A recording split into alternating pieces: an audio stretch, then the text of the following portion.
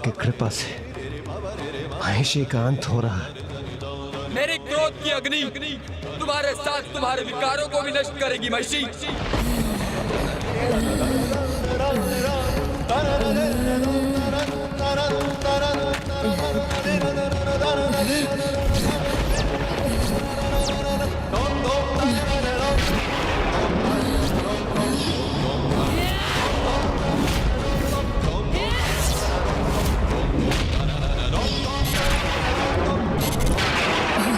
हरी भी है और हरा भी।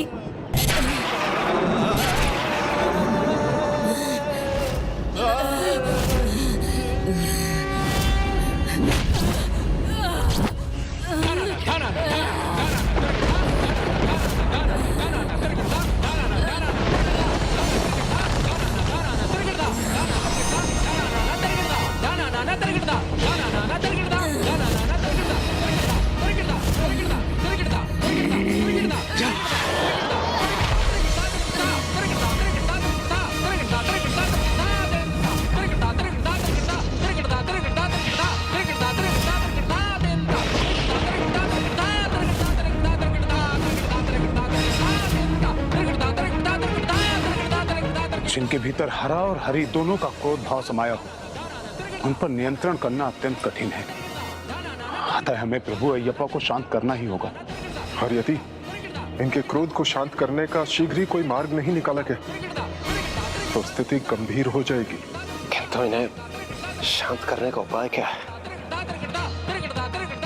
एक ही उपाय है, प्रभु की स्तुति। प्रणाम देवर्षि।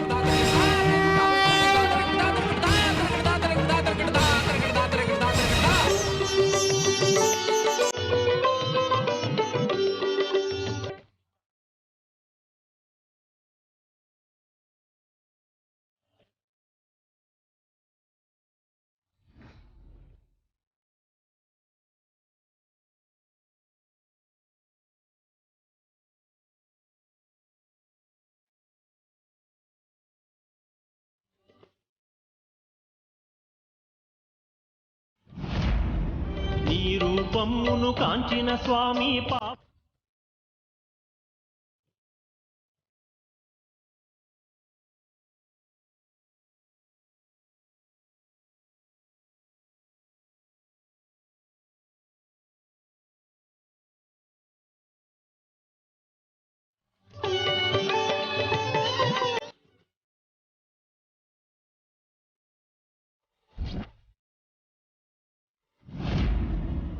అమితానందం పరమానందం స్వామి శరణం అయ్యప్ప శబరిగిరి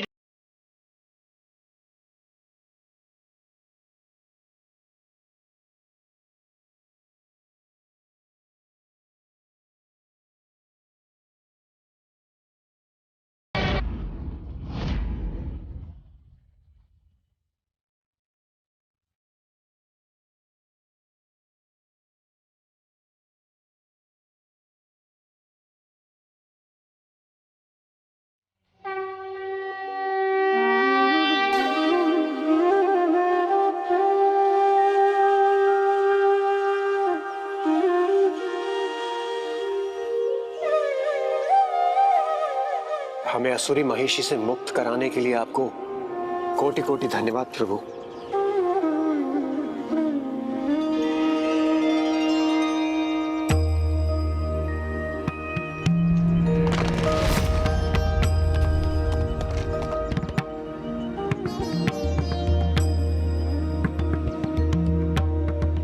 चिंता मत कीजिए देवराज, महिषी का अंत हो चुका है।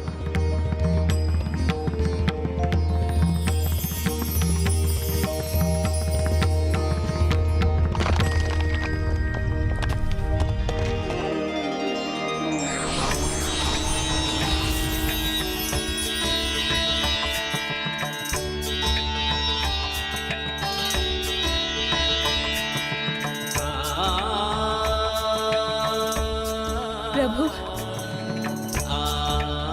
प्रभु मुझे मुक्ति प्रदान करने के लिए आपका अनेकों धन्यवाद।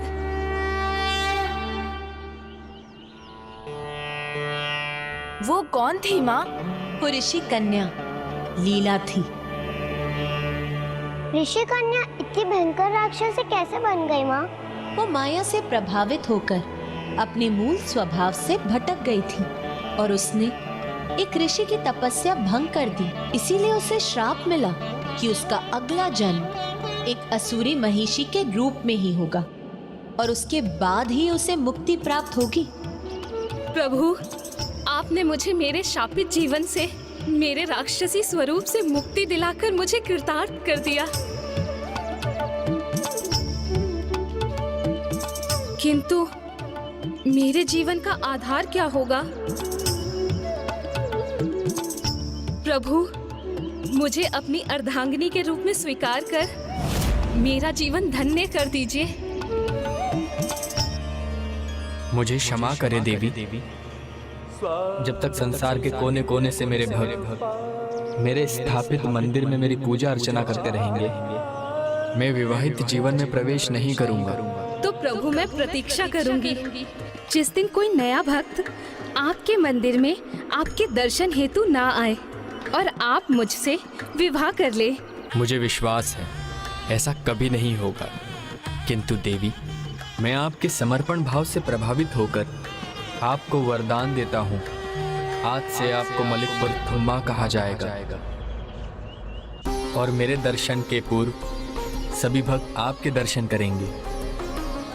जैसे आपको पत्थर से मुक्ति मिली है, वैसे ही जब वो पत्थर यहाँ समर्पित करेंगे उन्हें अपने पापों से मुक्ति मिलेगी। प्रभु, प्रभु, मैं कृतार्थ हुई। प्रणाम प्रभु।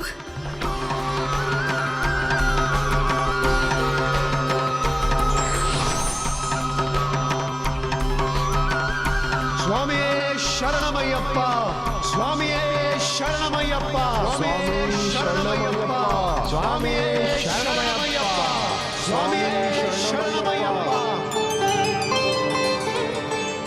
प्रभु, हम भी आपको अपनी कृतज्ञता अर्पित करना चाहते हैं। प्रभु, देवी लीला के समान आपने हमें भी मुक्त किया।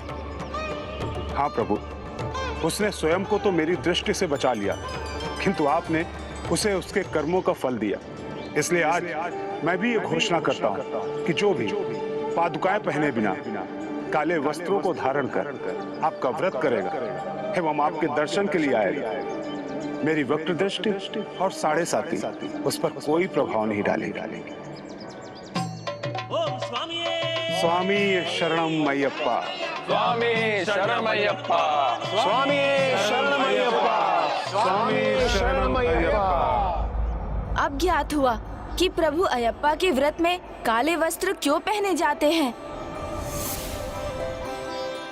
किंतु माँ, बागिन के दूध का क्या हुआ? प्रभु अयप्पा ने देवताओं की सहायता की थी, इसीलिए अभी देवता भी प्रभु अयप्पा की विशेष सेवा करने के इच्छुक थे। कैसे माँ? जिस कार्य के लिए मैं वन में आया था, अब मुझे वो संपन्न करना है।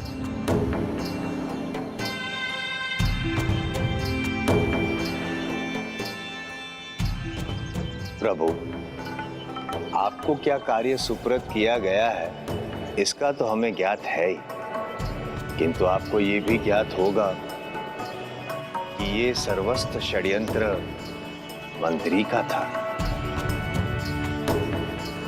प्रभु, आपने हमारी रक्षा की, अब हमें भी आपकी सेवा करने का अवसर दीजिए।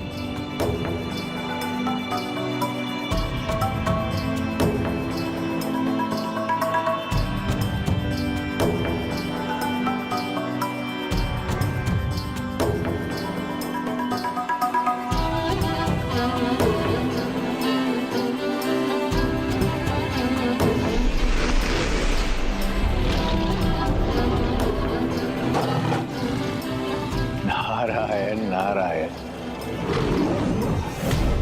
प्रभु, इस षड्यंत्र को रचने वाले को आपकी दिव्यता का अनुमान होना चाहिए, आवश्यक है।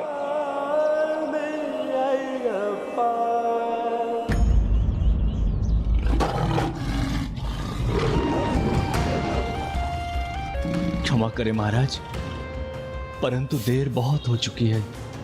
अब राजकुमार मणिकंठा की प्रतीक्षा त्याग देनी चाहिए। उनका लौट कर आना असंभव है। महामंत्री, महाराज, ये कार्य ही इतना असंभव था। बाघ जैसे वन्य पशु को नियंत्रित करना असंभव है महाराज।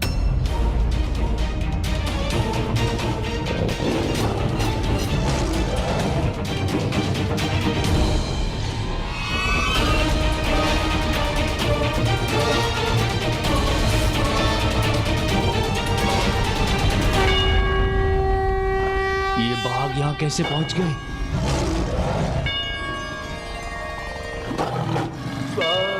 पुत्र, भ्राता,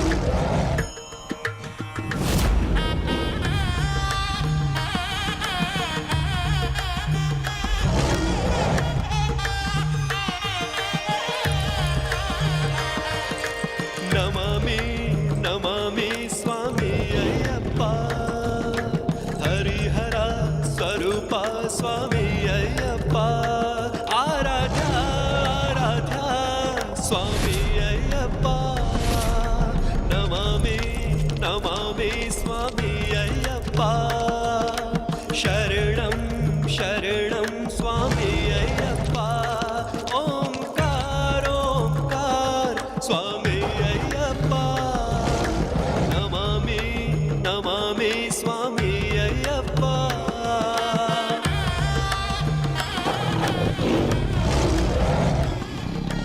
मेरा पुत्र असंभव को संभव बनाकर लौट आया। कितना अद्भुत और दिव्य दृष्टि है ये। हरिहर स्वरूप स्वामी अय्यप्पा अद्भुत, सर्वथा अद्भुत है प्रभु अयप्पा की लीला।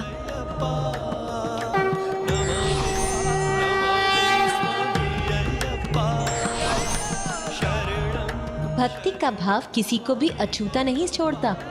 प्रभु अयप्पा की भक्ति से तुम भी अछूते नहीं रहे गणेश। जैसे उस दिन राजा राजशेखर और उनके परिवार के लिए ही नहीं, किंतु उस महान दिव्य घटना से पांडुलम में एक दिव्य अलौकिक प्रकाश छा गया था।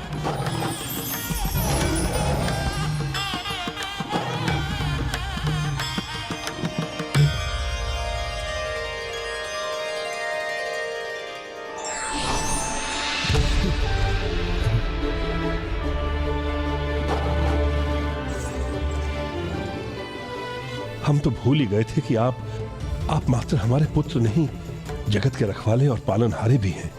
उन्हें अपनी दिव्यता का परिचय देने के लिए अनेकों धन्यवाद प्रभु।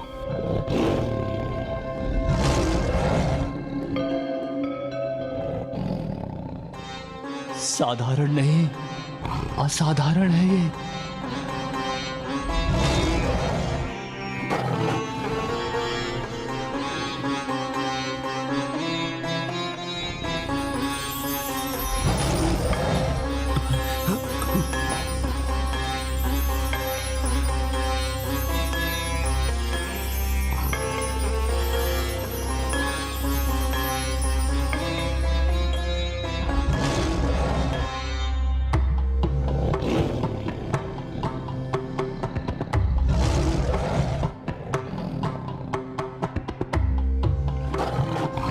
क्षमा प्रभु, क्षमा।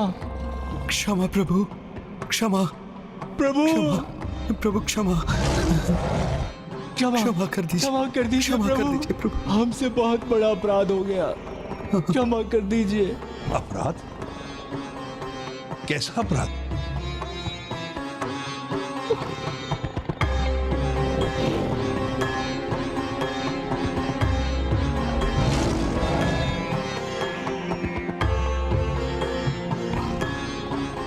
महारानी भी अश्रुभा रही है, अर्थात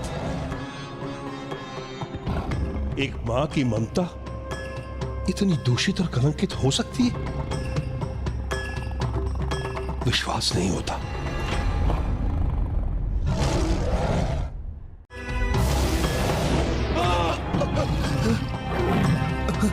प्रभु, क्षमा प्रभु, हम क्षमा। आपके दोषी हैं, हमें क्षमा करें प्रभु, हमें क्षमा करें। आज स्वयं अपनी दृष्टि में दोषी हो गई हूँ मैं। माँ की ममता की लाज को लज्जित किया है मैंने। अपराधी हूँ मैं, अपराधी। प्रभु हरिहरा की भक्त होकर भी मैं सत्य को नहीं देख पाई। मुझे दंडित करो पुत्र, मुझे दंडित करो।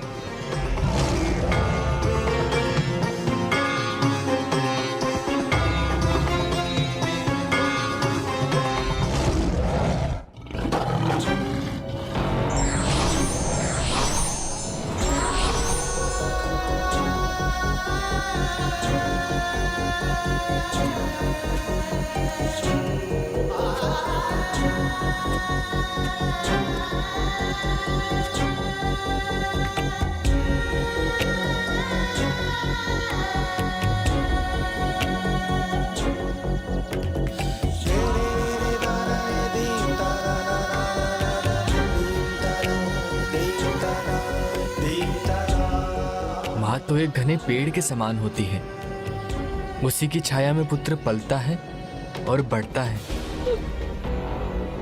मैं भी तो आपकी आंचल के छांव में पला बढ़ा हूँ माँ। मैं जानता हूँ कि मैं आपसे कितना भी दूर चला जाऊं, परंतु आपकी ममता की छाव सदैव मेरे निकट आ जाएगी। इसलिए मैं तो केवल आपसे आशीष की याचना कर सकता हूँ।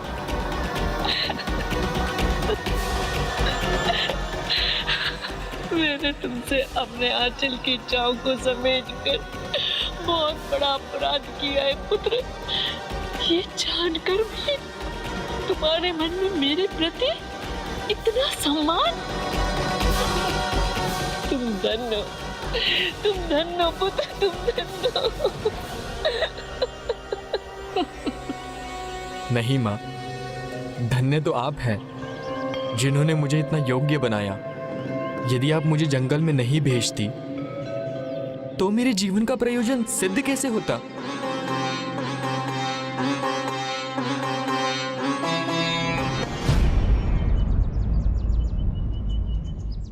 माँ, यदि आप मुझे जंगल नहीं भेजती तो मेरे जीवन का प्रयोजन सिद्ध कैसे होता? मैं इस संसार को महाअसुरी महिषी से मुक्त कैसे कराता?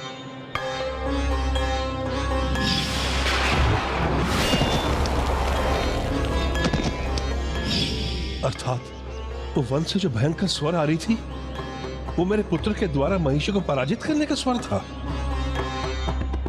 इस राज्य को ही नहीं, अपितु समस्त जगत को जिसने दुष्ट आसुरी शक्ति से मुक्त कराया, उससे अधिक मेरा उत्तराधिकारी बनने की योग्य भला और कौन हो सकता है?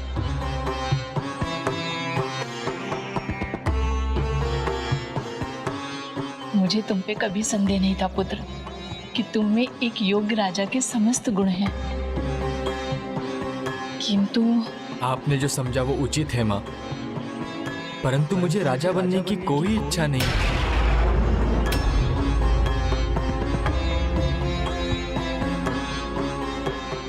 समय आने पर अनुज राजराजन ही यहाँ के सिंहासन पर विराजमान होंगे। नहीं भैया, आप ज्येष्ठ हैं। जिस समय पर राज्य का कारभार संभालना आपका ही दायित्व है। हाँ पुत्र, तुम्हारा राजपद का तिरस्कार करना मेरे लिए सबसे बड़ा दंड होगा। नहीं माँ, ये आपका दंड नहीं, आपका सौभाग्य होगा। आपके ज्येष्ठ पुत्र के जन्म का प्रयोजन राजा बनना नहीं, अपितु संसार का कल्याण करना था और रहेगा। इसीलिए राजपद के योग्य मेरा अनुज राजराजन है। तुम्हारी माँ से भूल अवश्य हुई है पुत्र, किंतु मेरी ममता तुम्हें मुझसे दूर नहीं देखना चाहती। इतना बड़ा दुख मत दो पुत्र, मत दो मुझे। माँ, इतना बड़ा दुख मत दो पुत्र। नहीं माँ, आपको दुख पहुंचाने की तो मैं कल्पना भी नहीं कर सकता, किंतु नियति की गति को तो मुझे स्वीकार करना होगा। अब तक जो हुआ प्रभु ब्रह्मदेव द्वारा आसुरी महिषी को दिए वरदान के अनुसार हुआ। हरिहरा के अंश से उसका अंत हो। ये वरदान मांगते समय उसने ये भी मांगा था कि हरिहरा के उस अंश को पृथ्वी पर राज परिवार में 12 वर्ष बिताने होंगे, और वो समय अब पूर्ण हो चुका है। महिषी का संकट भी दूर हो गया और मेरे अवतार का उद्देश्य भी पूर्ण हुआ। इसलिए मैं अब विवश हूँ माँ, अब मुझे जाना ही होगा।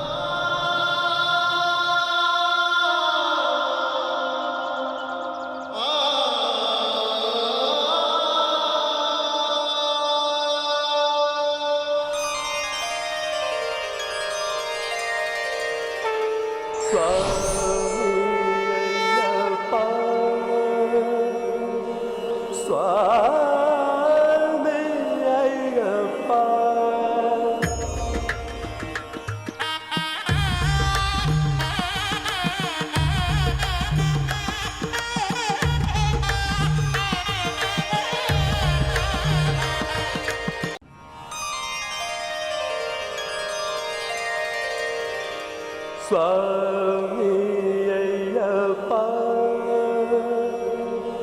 स्वामी अय्यप्पा।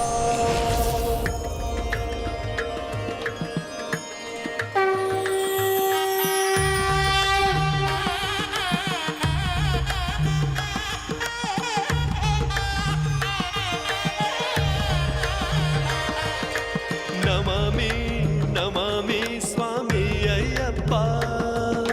हरिहरा स्वरूपा स्वामी अय्यप्पा। आराध्या आराध्या स्वामी अय्यप्पा।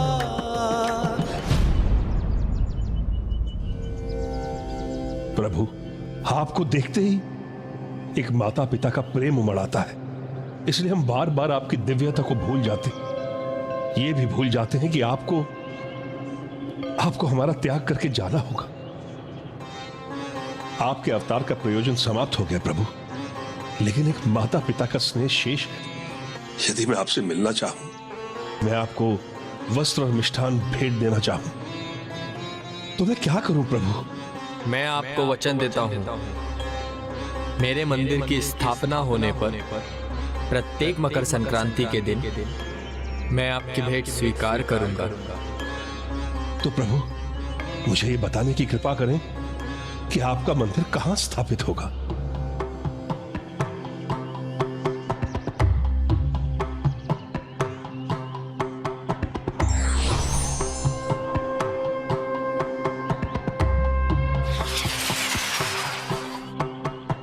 अब जहां यह बाण पृथ्वी का स्पर्श करेगा, वहीं मेरे मंदिर की स्थापना होगी।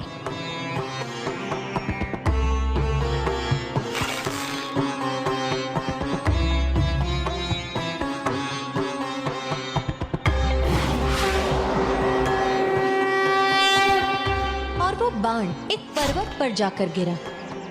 और तुम्हें ज्ञात है पुत्र, ये वही पर्वतमाला है जहां भक्त शबरी ने प्रभु अयप्पा की प्रदक्षिणा की थी।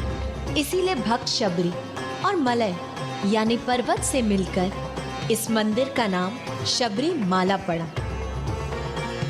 और सबरी को दिए गए वचन के अनुसार जिन 18 प्रवृत्तियों पर नियंत्रण पाकर मनुष्य प्रभु तक पहुंच सकता है, उनके प्रतीक स्वरूप 18 सीढ़ियां भी प्रकट हुई।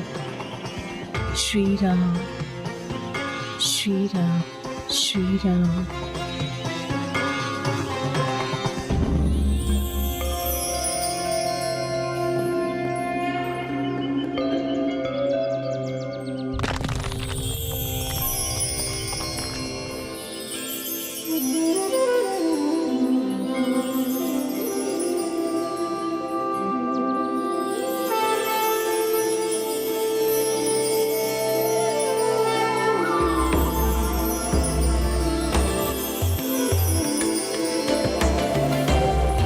स्वामी शरणम अयप्पा। स्वामी शरणम अयप्पा। स्वामी शरणम अयप्पा। स्वामी शरणम अयप्पा। स्वामी शरणमयप्पा। और फिर राजा राजशेखरा की आराधना और प्रार्थना देव शिल्पी विश्वकर्मा जी ने उन सीढ़ियों के निकट प्रभु स्वामी अयप्पा के मंदिर का निर्माण किया।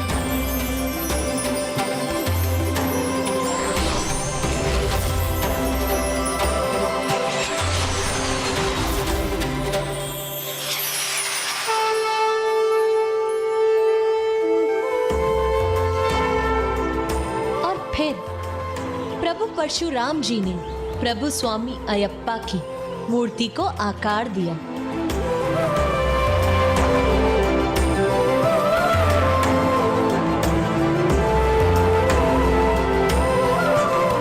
स्वामी शरणम अयप्पा।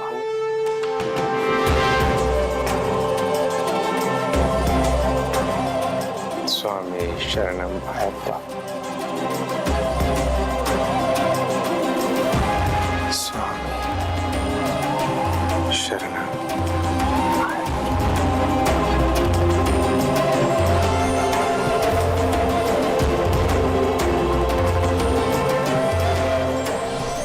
मकर संक्रांति के उस पावन दिवस पर प्रभु अयप्पा एक दिव्य ज्योति के रूप में उस मंदिर में स्थित हो गए। और उस दिन के बाद राजा राजशेखर को दिए गए वचन के अनुसार जो भी भक्त 41 दिन का व्रत कर पूर्ण श्रद्धा से सबरीमाला की 18 सीढ़ियां चढ़कर प्रभु के पास पहुंचते हैं, उन्हें प्रभु मकर संक्रांति या मकर वेलक्कू के दिन अपने दिव्य दर्शन प्रदान करते हैं। हर वर्ष मंडल पूजा के 1 माह और महाविश्वा संक्रांति के 1 दिन और हर माह के प्रथम 5 दिन प्रभु के मंदिर के द्वार भक्तों के लिए खुले रहते हैं। यदि ये मुझे पहले ज्ञात होता तो मैं पिताश्री के व्रत में सम्मिलित हो जाता। व्रत की इच्छा हो तो कभी भी विलंब नहीं होता पुत्र। जाओ, तुम अभी भी जाकर अपने पिताश्री के साथ ये व्रत कर सकते हो। धन्यवाद माँ।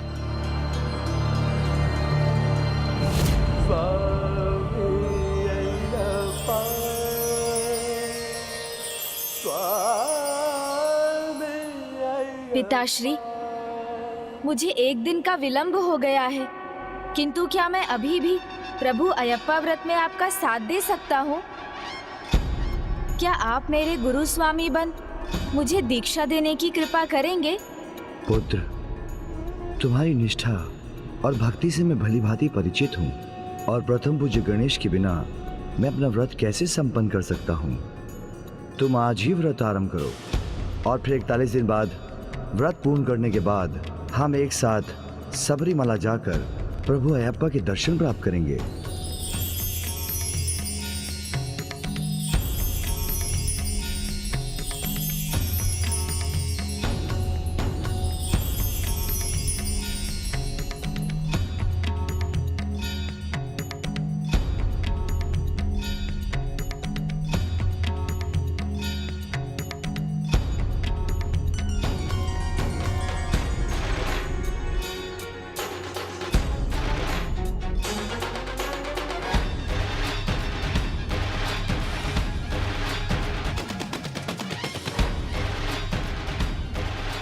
स्वामिये शरणम अयप्पा।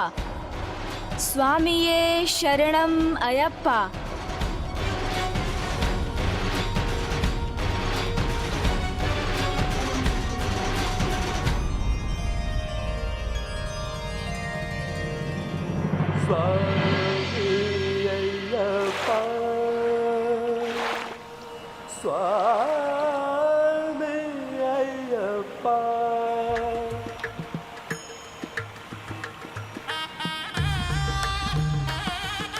स्वामिये शरणम अयप्पा। स्वामिये शरणम अयप्पा। स्वामिये शरणम अयप्पा।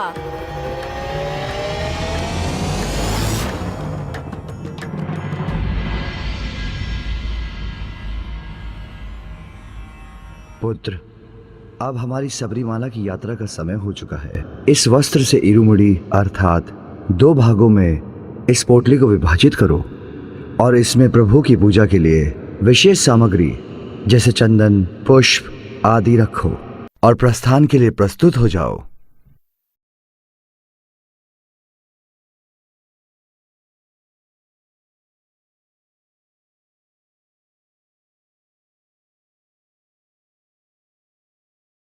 स्वामिये शरणमयप्पा, स्वामिये शरणमयप्पा।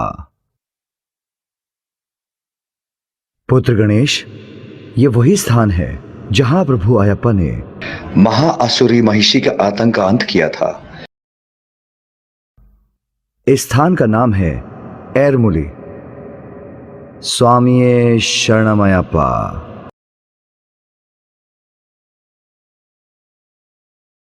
गणेश, ये वो स्थान है जहां प्रभु अयप्पा ने महिषी के वध के बाद नृत्य किया था।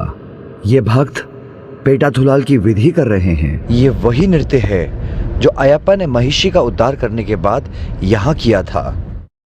स्वामी शरणमयप्पा, स्वामी शरणमयप्पा।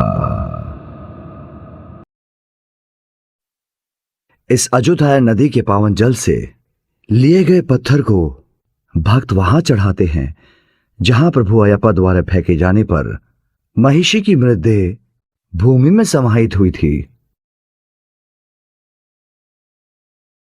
स्वामी शरणमयप्पा, स्वामी शरणमयप्पा। ये हम कहाँ आ गए पिताश्री? गणेश, इस करीमलाई झरने का जल शुद्ध और मीठा होता है। इसे स्वयं प्रभु अयप्पा ने अपने बाण से उत्पन्न किया था। भक्त इस पावन जल से अपनी प्यास बुझाते हैं।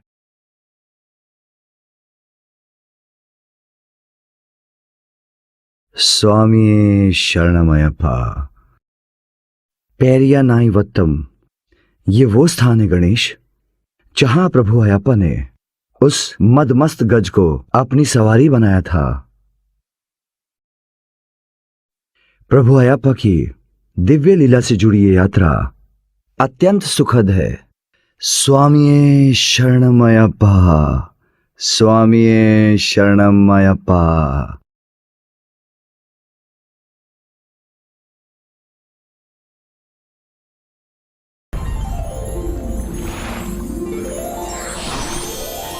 प्रणाम महादेव। प्रणाम प्रथम पूजनीय गणेश जी। पुत्र गणेश, पवित्रता की प्रतीक देवी गंगा के समान ये पावन पम्मा नदी है। प्रभु श्री राम ने अपने पिता महाराज दशरथ जी का तर्पण इन्हीं के जल में किया था। पिताश्री, तब तो हमें भी माता पंबा की पावन जलधारा में डुबकी लगाकर ही आगे बढ़ना चाहिए।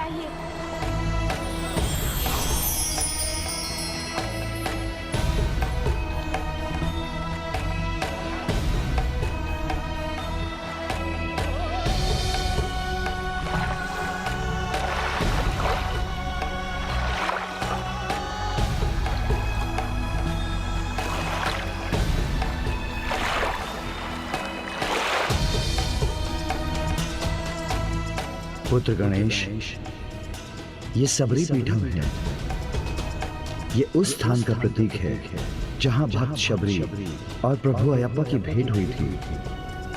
स्वामी शरणमयप्पा, स्वामिये शरणम अयप्पा।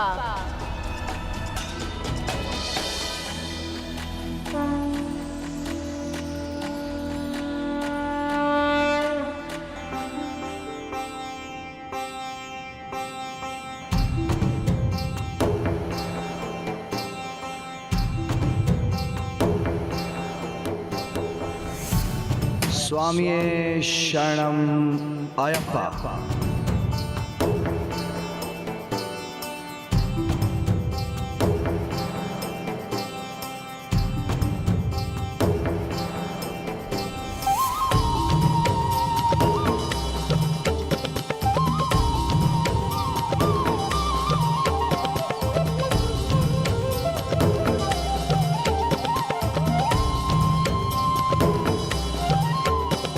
प्रणाम स्वामी अयप्पा।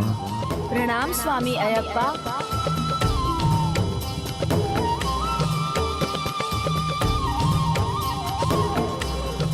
स्वामिये शरणम अयप्पा, स्वामिये शरणम अयप्पा।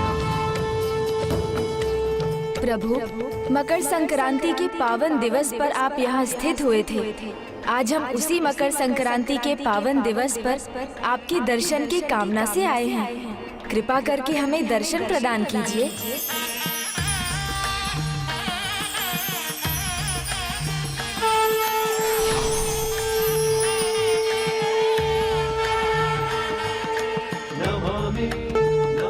प्रणाम पिताश्री।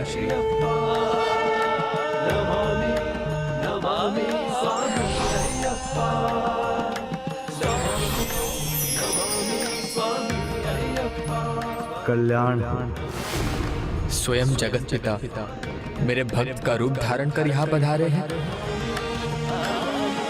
अपने ही इस अंश को इतना सम्मान देकर आपने मुझे भाव विभोर कर दिया है। सत्य है, सर्वोच्च होने का प्रमाण शक्ति नहीं विनय है। किंतु भ्राता गणेश के साथ आपने मेरा व्रत किया और सबरीमाला की यात्रा भी संपन्न की। ये कैसी लीला है पिताश्री? अहंकार शक्ति का हो या वैभव का, व्यक्ति को भक्ति से दूर कर भोग विलास की ओर ले जाता है। कलयुग में स्वीकार का प्रभाव व्यक्ति के ऊपर अपने चरम पर होगा और तब मेरे द्वारा किए गए इस व्रत को ध्यान में रख मानव पुनः भगवान की भक्ति में लीन हो सकेंगे। हाँ भ्राता, सादा सरल जीवन ही हमें ईश्वर के निकट लाता है। पिताश्री ने ये व्रत जिस नियम, सादगी, भक्ति और अनुशासन से किया है, वो सभी पृथ्वी वासियों के लिए एक सीख होगी। और आपके इस योग मुद्रा में विराजमान होने का भी लाभ आप भक्तों को प्राप्त होगा, जो निर्भयता का, मस्तिष्क के पूर्ण नियंत्रण में होने का प्रतीक है। और आपके चरणों की मुद्रा व्यक्ति के भीतर अनुशासन का ज्ञान जागृत करता है।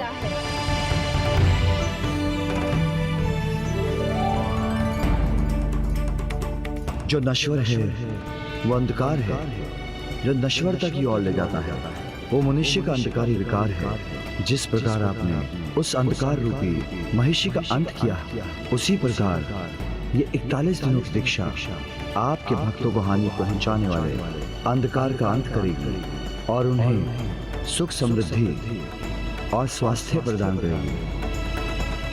आपकी अनंत कृपा के लिए आपको कोटि कोटि धन्यवाद पिताश्री।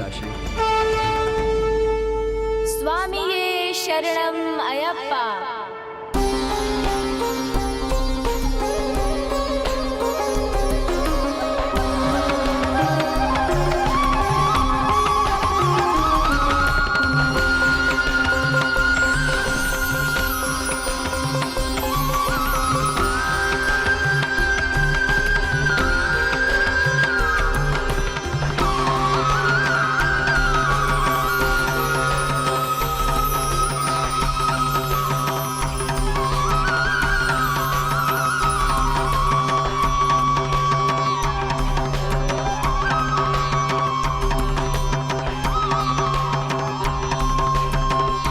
अद्भुत है प्रभु की लीला।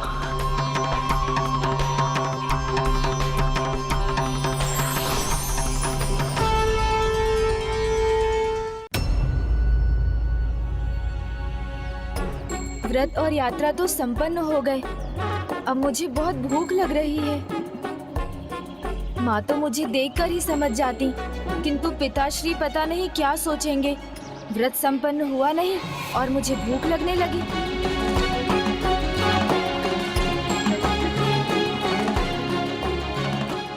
मुझे तो यहाँ हर स्थान पर अपने प्रिय भोजन मोदक की ही आकृति दिखाई दे रही है।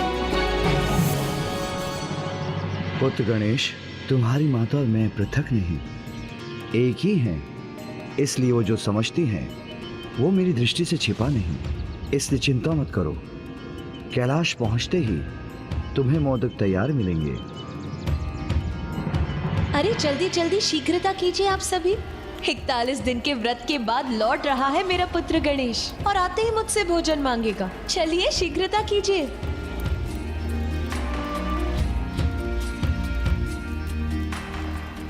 नंदी जी शीघ्रता कीजिए।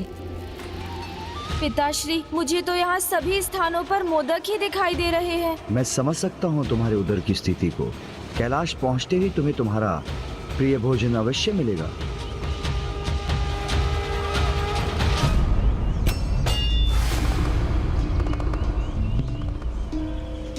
किंतु आप यहाँ क्यों रुक गए पिताश्री? पुत्र, जिस प्रकार तुम्हारी भूख तुम्हें विचलित कर रही है, वैसे ही यहाँ के निकट कोई दिव्य आत्मा किसी अन्य कारण व्यथा में है।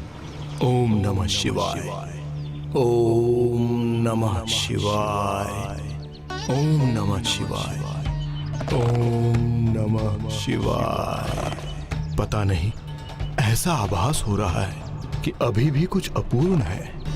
हे प्रभु, मेरा मार्गदर्शन कीजिए।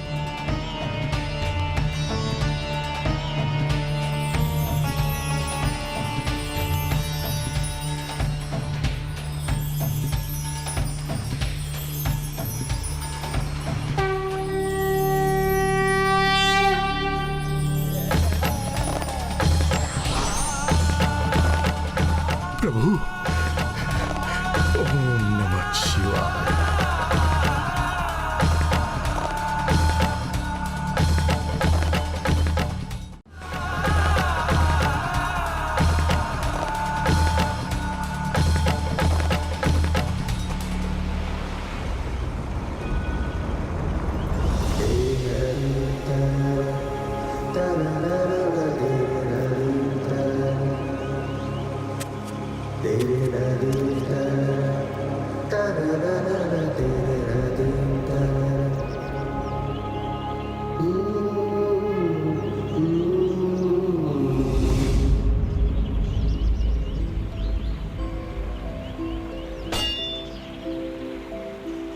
प्रणाम ऋषिवर।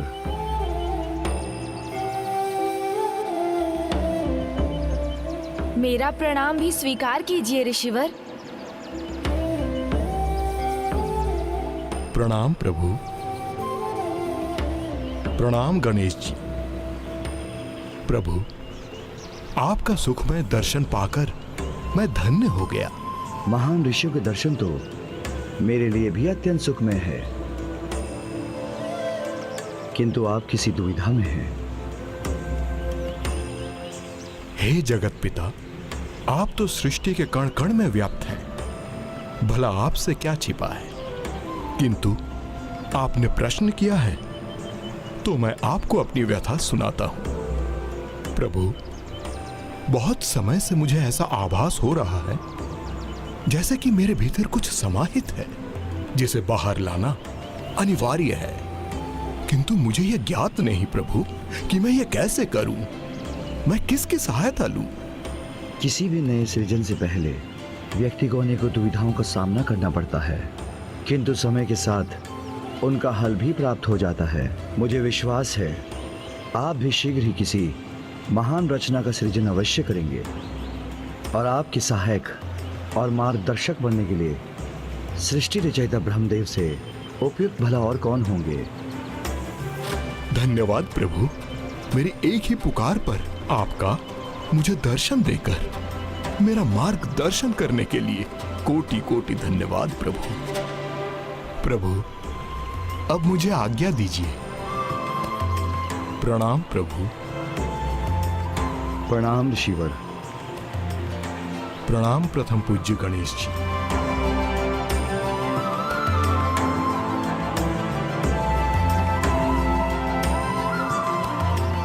पिताश्री, आज प्रथम बार मैंने आपको किसी को पहले प्रणाम करते देखा। ये तो मैं समझ गया, अवश्य ये कोई साधारण ऋषि नहीं है। ये महाज्ञानी ऋषि और कोई नहीं, स्वयं महर्षि वेदव्यास हैं, जो प्रभु नारायण के अवतार हैं। प्रभु नारायण के अवतार हैं। प्रभु नारायण के अवतार हैं। प्रभु विष्णु जो करते हैं जगत का पालन, इसी जगत का करने मार्गदर्शन दिया था अवतार ऋषि वेदव्यास के रूप में, जिनका महाकाव्य आने वाली पीढ़ी को अच्छाई और बुराई का भेद सिखाकर उनके जीवन का सफल आधार सिद्ध होगा। प्रभु नारायण के सभी अवतारों का कोई विशेष प्रयोजन होता है, तो प्रभु ने ऋषि वेदव्यास के रूप में अवतार क्यों और कैसे लिया? कृपया बताइए पिताश्री, जिससे मेरी जिज्ञासा की भूख शांत हो और उदर की भूख भी कुछ समय के लिए ना सताए। उनकी कथा का आरंभ महान ज्योतिषाचार्य, स्मृतिकार, ब्रह्म ज्ञानी ऋषि पराशर से हुआ था। पराशर ऋषि की आत्मा साधना और योग के बल पर अपने आराध्य नारायण से सीधे संपर्क में थी। उन्हें अपने ध्यान की अवधि में यह आभास हो गया था कि ग्रह और नक्षत्रों के अनुसार नारायण के अगले अवतार का समय निकट आ गया था और ऋषिवर को उसमें एक बड़ा भाग भी निभाना था। किसी अवतार का अवतरण अकारण और सरलता से नहीं होता है। योग्य पात्र को उसमें एक बड़ी भूमिका निभानी पड़ती है। एक और जहां वेद व्यास की होने वाली माता को इस भूमिका के लिए स्वयं को तैयार करना था, दूसरी ओर ऋषि पराशर के समक्ष एक बड़ा दायित्व था। मेरे आराध्य श्री हरि नारायण अपना अवतार लेने जा रहे हैं और उन्होंने मुझे अपने पिता के रूप में स्वीकार किया है। ये तो मेरा सौभाग्य होगा, किंतु उनकी जननी बनने की क्षमता किसमें है? भक्त ऋषि पराशर अब प्रभु के कार्य को संपन्न करने की चिंता में थे। यमुना नदी के तट के साथ साथ वो प्रभु की जननी बनने की उचित पात्र को ढूंढते हुए जब काल्पी स्थान पहुंचे तो नदी के निकट उन्हें स्त्री के रूप में एक दिव्य ऊर्जा का आभास हुआ और वो दिव्यता की प्रतीक और कोई नहीं, देवी सत्यवती थी, जो पूर्व जन्म में एक अप्सरा और उपरिचर वासु की पुत्री थी और नारायण की भक्त।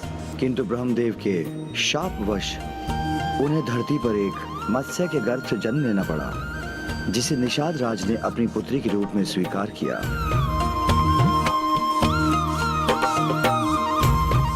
जब देवी सत्यवती से मत्स्य गंध उन तक पहुंची तो ऋषि पराशर दिव्य दृष्टि से देवी सत्यवती के जीवन से परिचित हो गए।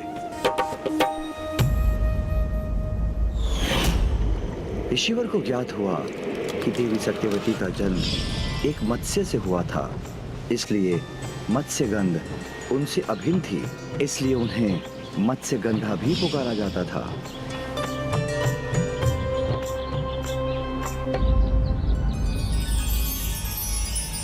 प्रणाम ऋषिवर, मैं आपकी क्या सहायता कर सकती हूँ? सकारात्मक ऊर्जा, पावन प्रभा मंडल की धनी, ये देवी तो सर्वगुण संपन्न है, प्रभु के अवतार को पृथ्वी पर लाने के लिए। देवी, इस संसार में महत्वपूर्ण घटना घटित होने वाली है, जिसके सफल क्रियान्वयन के लिए स्वयं प्रभु विष्णु अवतार लेने वाले हैं। मेरा निवेदन है कि आप जननी बनना स्वीकार कीजिए, मेरे पुत्र की जननी, प्रभु नारायण के अगले अवतार की जननी। ऋषिवर, मैं आपका सम्मान करती हूँ, परंतु मैं आपके इस प्रस्ताव को कैसे स्वीकार कर सकती हूँ? यदि मैंने ऐसा किया तो ये समाज मुझे कदापि क्षमा नहीं करेगा और मुझे पग पग पर अपमान सहना पड़ेगा। देवी, मुझे आपकी इस दुविधा का आभास है। पुनः आपसे निवेदन करता हूँ कि आप मेरे इस प्रस्ताव को स्वीकार करें, क्योंकि इसमें सृष्टि का कल्याण निहित है। मुझे ज्ञात है कि यह स्वीकार करना कितना कठिन है, किंतु इस दिव्य प्रयोजन के लिए परमात्मा ने स्वयं आप योग्य जानकर आपका चुनाव किया है। हमारा जन्म इसी उद्देश्य से हुआ था कि हम प्रभु नारायण के इस अवतार के अवतरण का माध्यम बन सकें। आप एक दिव्य पुरुष प्रतीत होते हैं, आपकी सहायता करना मेरा सौभाग्य होगा। क्या आप मुझे अपनी नौका में इस नदी के मध्य ले जा सकती हैं? नियति में ईश्वर के हर अवतार का जिस प्रकार कारण और माध्यम निर्धारित होता है, उसी प्रकार स्थान भी निर्धारित होता है और नारायण के इस अवतार के लिए नदी के माध्य का स्थान एवं प्रहर निर्धारित था। पुत्र, देवता तुल्य तेजस्वी एक महान ऋषि हैं आप, और मैं साधारण निषाद पुत्री हूँ। विश्वास नहीं होता, इस महान कार्य में भाग लेने के लिए आप मुझसे अनुरोध कर रहे हैं। मुझसे प्रबल मत्स्य गंध प्रवाहित होती है, इसीलिए सभी मुझे मत्स्य गंधा कहकर भी पुकारते हैं, और ऐसे में किसी को मेरे निकट आना कहाँ स्वीकार होगा?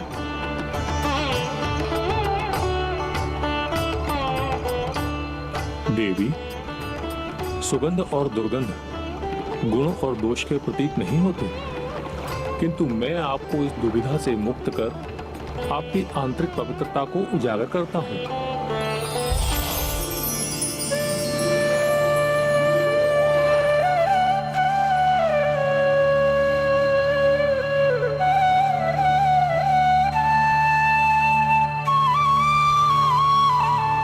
आश्चर्य ऋषिवर, नदी के मध्य मुझे उपवन से सुगंध आ रही है। ये आपकी आत्मा की पवित्रता की सुगंध है देवी। सत्य है, आप महान ऋषि हैं जिन्होंने मेरी मत्स्य गंध को हरकर मेरे जीवन को सुगंधित कर दिया। किंतु ऋषिवर, प्रभु नारायण के अवतार के लिए हमारा मिलन इस नदी के मध्य सूर्य की दृष्टि में इस नौका में कैसे संभव है ऋषिवर? एक ऋषि होने के नाते इस पवित्र मिलन की मर्यादा को मैं अच्छी तरह से जानता हूँ। उसकी चिंता आप ना करें देवी।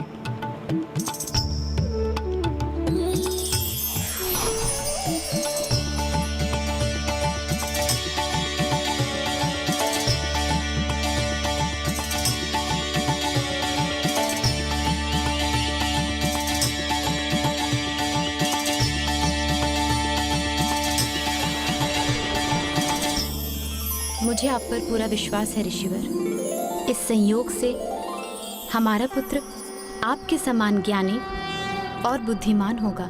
ज्ञानी ही नहीं, महाज्ञानी पुत्र होगा आपका, जो समस्त ज्ञान का विस्तार करेगा।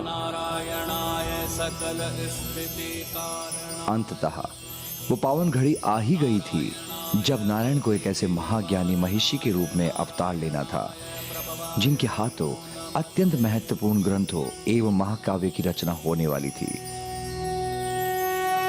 नारायणाय सुरमंडन मंडनाय नारायणाय सकल स्थिति कारणाय नारायणाय भवभीति निवारणाय नारायणाय प्रभवाय नमो नमस्ते।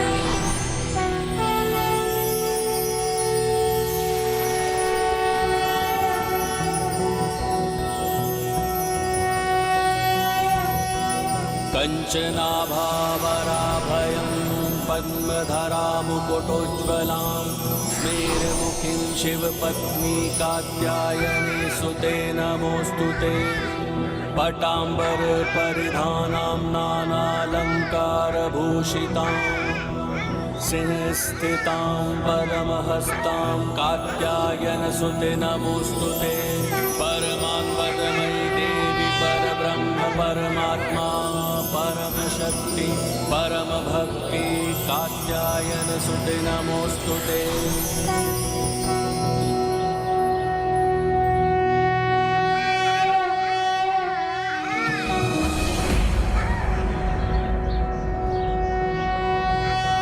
नारायणं गदाध्यक्षं गोविन्दं कीर्तिभाजनं गोवर्धनोद्धरं देवं भूधरं भुवनेश्वरम्।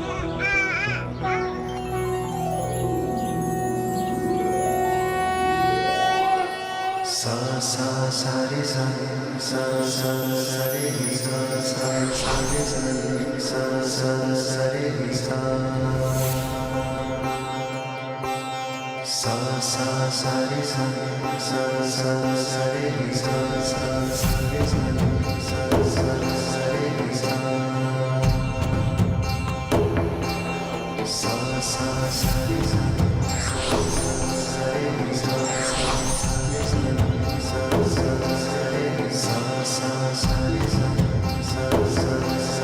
सा सा सा सा रे सा मातृदेवो भव, पितृदेवो भव। आपका जन्म कृष्ण वर्ण में हुआ है, अतः मैं आपको नाम देता हूँ कृष्णद्वैपायन।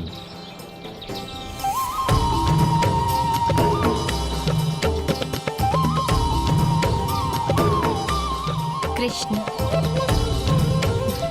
पिताश्री, मुझे इतना सुंदर नाम देने के लिए आपका कोटि कोटि धन्यवाद। किंतु आपसे और मेरी माँ से मेरा एक और निवेदन है।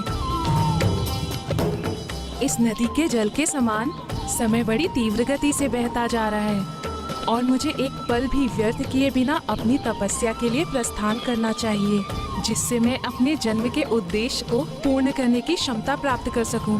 मुझे अनुमति दीजिए। उचित है पुत्र, तुम्हारी दिव्यता पर मुझे पूर्ण विश्वास है और तुम्हें तो असाधारण कार्य करने हैं, इसलिए तुम्हें रोकना कदापि उचित नहीं होगा। जाओ पुत्र। ऋषि कृष्ण, किंतु यदि उनका नाम कृष्ण द्वैपायन था तो फिर वो ऋषि वेदव्यास क्यों कहलाए? क्योंकि पुत्र, ऋषि कृष्ण द्वैपायन के जन्म के समय वेद एक ही थे। उनमें 4 वेदों का ज्ञान समाहित था, इसलिए उनमें समाहित ज्ञान प्राप्त करना किसी के लिए भी अत्यंत कठिन था। अपनी तपस्या के पश्चात ऋषि कृष्ण द्वैपायन ने वेदों को 4 भागों में विभाजित किया: ऋग्वेद, सामवेद, यजुर्वेद और अथर्ववेद। इसलिए उनका नाम पड़ा ऋषि वेदव्यास। 4 भागों में वेदों को बांटकर उन्होंने सभी के लिए उनका अध्ययन सरल बना दिया, जिससे कलयुग में भी सभी उन्हें पढ़कर उनका ज्ञान प्राप्त कर सकें, उन्हें समझ सकें। उसके बाद उन्होंने 18 पुराणों की भी रचना की, इसलिए संसार ने उन्हें गुरु की उपाधि दी। उनके जन्म दिवस आषाढ़ मास की पूर्णिमा को गुरु पूर्णिमा के रूप में मनाया जाता है।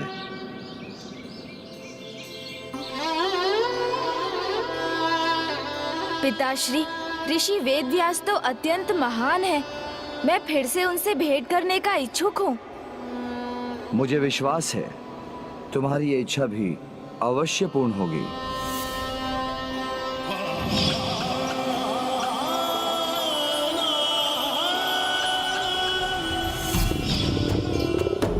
किंतु अभी तो मैं माँ से भेंट करना चाहता हूँ, उनके हाथ का बना भोजन जो प्राप्त करना है मुझे। जब तक ऋषिवर की कथा सुनने में व्यस्त थे, तब तक तुम्हें भोजन का ध्यान नहीं आया, और अब फिर से भोजन का स्मरण हो आया। मैं विवश हूँ पिताश्री। 41 दिनों के व्रत में प्रत्येक दिन एक ही बार भोजन जो किया है, इसलिए अब तो मेरे नेत्रों के आगे बस माँ के बनाए व्यंजन ही आ रहे हैं। मोदक, खीर, पूरी और मेरी नासिका को तो उनकी सुगंध भी मिल रही है। वो इसलिए पुत्र कि हमारी यात्रा अब समाप्त होने वाली है। हम कैलाश पहुंचने वाले हैं।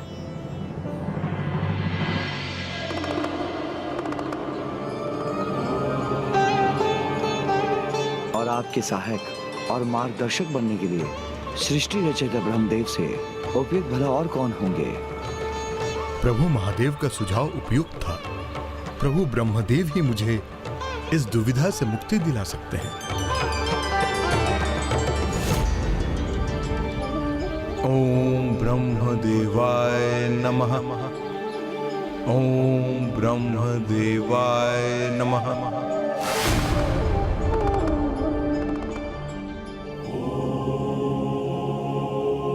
माँ। पुत्र। प्रणाम माँ। बहुत लंबी यात्रा से लौटे हैं हम। बहुत भूख लगी है। शीघ्र कुछ स्वादिष्ट भोजन परोस दीजिए ना।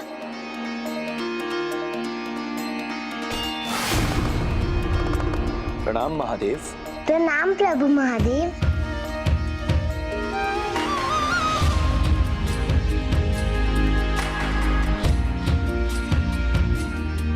पिताश्री, आप भी आसन ग्रहण कीजिए। माँ ने अवश्य हमारे लिए बहुत स्वादिष्ट पकवान तैयार किए हैं। इस स्वादिष्ट भोजन की सुगंध तो इतनी प्रबल है कि यहाँ से दक्षिण भैया कार्तिकेय तक पहुँच जाएगी। आइए पिताश्री, आपको भी तो भूख लगी होगी। माँ, अब शीघ्रता कीजिए ना।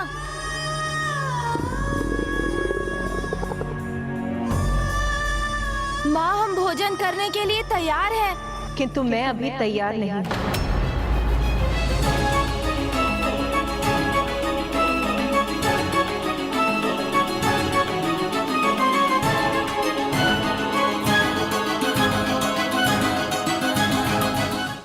हाँ देवी अन्नपूर्णा, गणेश इतनी दीर्घ अवधि के व्रत के उपरांत बहुत भूखा है। स्वामी, एक माँ ही होती जो अपनी संतान की हर एक इच्छा उसके बिना बोले समझ जाती है। मेरा हृदय जानता है कि कितने समय से मेरे पुत्र ने मेरे हाथों का पकवान तो क्या, मेरे हाथ की खीर तक नहीं खाई।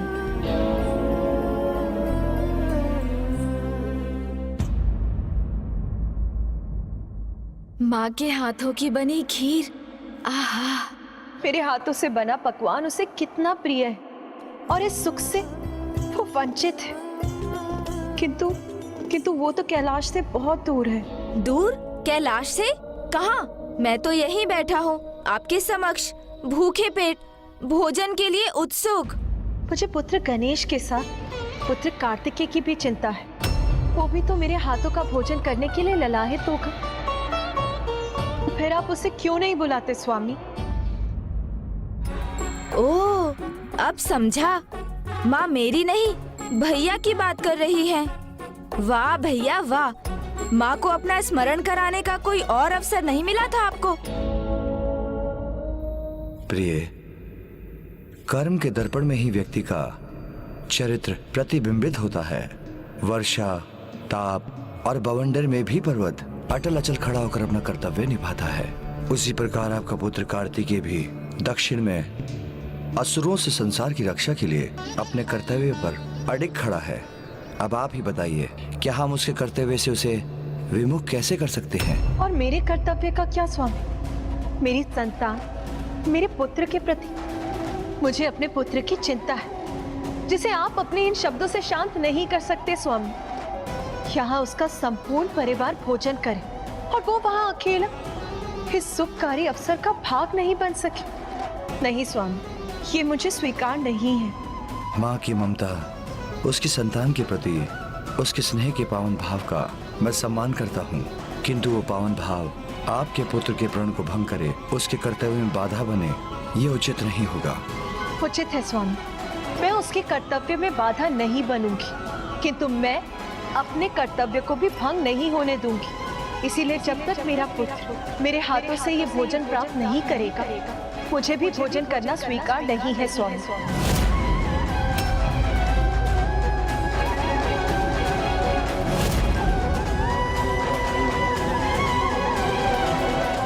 आप सभी के लिए भोजन तैयार है, आप लोग खा लीजिए।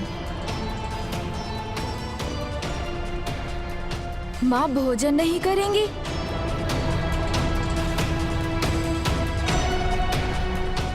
कार्तिकेय को उसका भोजन प्राप्त हो या ना हो, किंतु मैं आप दोनों को आपका प्रिय भोजन अवश्य परोसूंगी। जब मेरी अर्धांगिनी भोजन रहित रहेगी, तो उसका अर्धांग कैसे भोजन ग्रहण कर सकता है? स्वामी, क्या अब पिताश्री भी?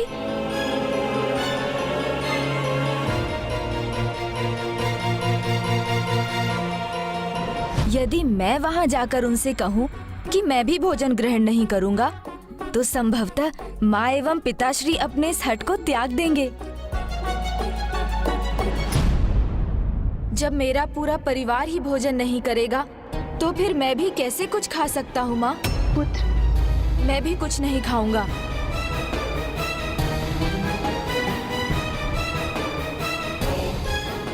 ओहो, यदि गणेश जी भोजन ग्रहण नहीं करेंगे, तो मैं भोजन कैसे ग्रहण कर सकती हूँ?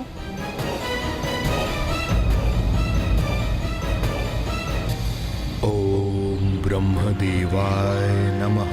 ओम ब्रह्मदेवाय नमः। ओम ब्रह्मदेवाय नमः।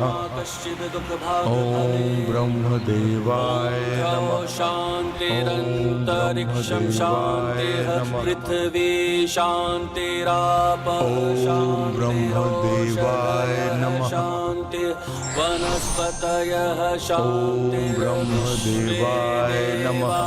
ओम शान्तिः शान्तिः शान्तिः।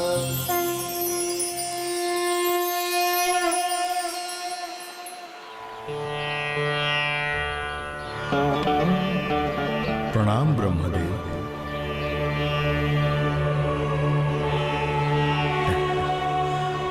ऋषिवर वेद व्यास, आपके स्मरण और आवाहन का क्या कारण है? वेदों के विभाजन और 18 पुराणों में ज्ञान, दर्शन, न्याय और अर्थशास्त्र संबंधित ज्ञान को लिखने के पश्चात भी मेरे अंदर एक अपूर्णता का भाव है। किंतु प्रभु महादेव ने ऐसा संकेत दिया कि शीघ्र ही मुझे पूर्णता का आभास होगा, एक नवीन रचना के साथ।